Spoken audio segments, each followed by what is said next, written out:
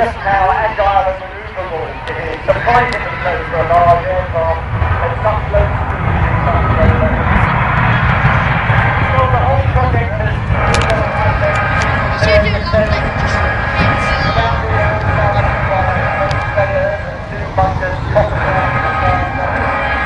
there's been many years but against all odds, several times almost going bust, even planning to lay off the workforce more than once. Many other disasters all fall back from the brink. But things have always sorted themselves out in the nick of time to rescue the aircraft so far. Getting the aircraft back to flying position has been more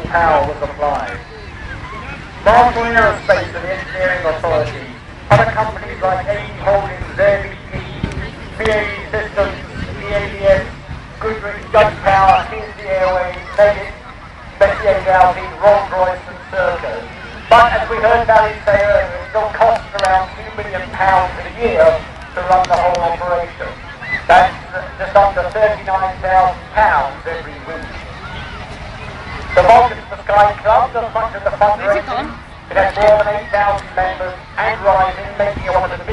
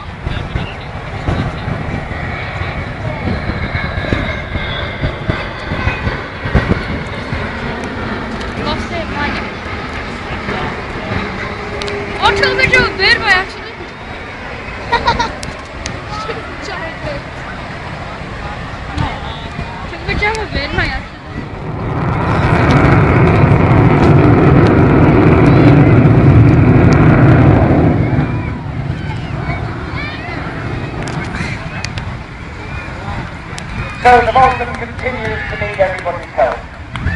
The original business plan depended on major commercial sponsorship, which hasn't been forthcoming to date. But the Vulcan to the Sky Trust continues to propose the project strongly to big businesses, especially in the aerospace industry and beyond.